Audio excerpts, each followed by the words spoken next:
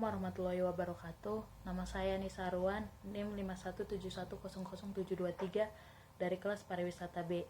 Di sini saya akan mempresentasikan hasil proposal saya yang berjudul Pengembangan Wisata Danau Toba berbasis kearifan lokal di Kabupaten Toba, Sumatera Utara. Pariwisata merupakan sektor yang ikut berperan penting dalam usaha peningkatan pendapatan. Indonesia merupakan negara yang memiliki keindahan alam dan keanekaragaman budaya, sehingga perlu adanya peningkatan sektor pariwisata. Danau Toba merupakan tujuan utama wisata yang ada di Sumatera Utara. Danau Toba memiliki berbagai potensi budaya, sosial, dan alamnya. Potensi pariwisata tersebut dapat digali serta dilestarikan menjadi salah satu aset dalam mendukung pengembangan sektor pariwisata.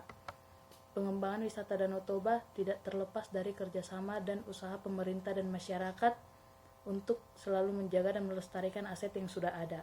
Kearifan dalam arti luas tidak hanya berupa norma-norma dan nilai-nilai budaya, melainkan juga segala unsur gagasan, termasuk yang berimplikasi pada teknologi, penanganan kesehatan, dan estetika. Dengan pengertian tersebut, maka yang termasuk sebagai penjabaran kearifan lokal adalah berbagai pola tindakan dan hasil budaya materialnya.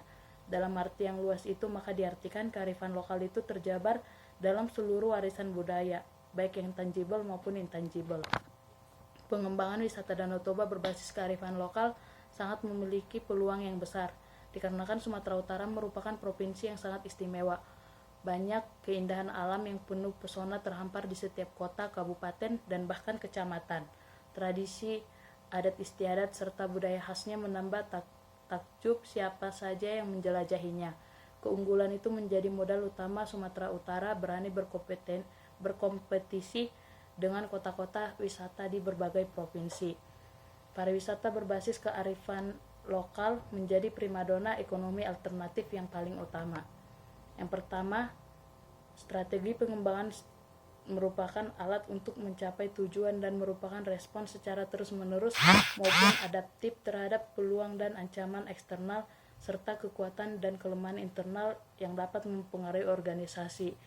Dalam buku Rangkuti 2017. Dalam rangka pengembangan sebuah destinasi pariwisata, seorang perencana atau tourism planner paling tidak harus memperhatikan dua lingkup pengembangan yang saling melengkapi, yaitu lingkup pengembangan spasial dan tingkatan pengembangan dari destinasi yang ada.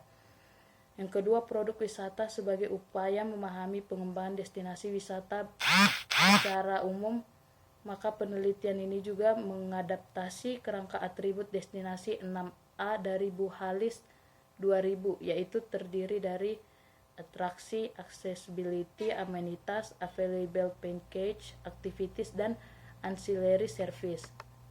Strategi pengembangan wisata Danau Toba berbasis kearifan lokal perlu memperhatikan hal-hal sebagai berikut: menghindari adanya konflik kepentingan di tiap-tiap objek wisata Danau Toba yang berdekatan, pengelolaan wisata Danau Toba yang berkelanjutan dan menjaga kelestarian Danau Toba itu sendiri. Yang ketiga, pemberdayaan masyarakat di daerah wisata Danau Toba itu sendiri sebagai bagian dari potensi tujuan wisata tersebut. Keempat, kemasan wisata Danau Toba yang tidak monoton sehingga tidak memberikan kesan biasa saja kepada para pengunjung. Yang kelima, pemasaran paket wisata Danau Toba yang menunjukkan nilai jual wisata tersebut. Dan yang terakhir, dapat meningkatkan perekonomian masyarakat di sekitar yang dijadikan sebagai objek wisata. Lokasi dan penelitian dilakukan di daerah wisata Danau Toba, Kabupaten Toba, Provinsi Sumatera Utara pada tanggal 3 Februari sampai 11 April 2020. Teknik cuplikan dalam penelitian, teknik pengambilan sampel adalah purposive dan snowball sampling. Dalam penelitian ini yang terkait cuplikan dari pihak pengelola objek wisata yang ada di Danau Toba. Yang ketiga, teknik pengumpulan data. Yang pertama, observasi, kedua, wawancara, dan ketiga, dokumentasi. Uji keabsahan data. Uji keabsahan data dalam penelitian kualitatif menurut Sugiono meliputi uji credibility atau validasi internal, transferability atau validasi eksternal, dependability atau reliabilitas, dan uji confirmability atau objektivitas.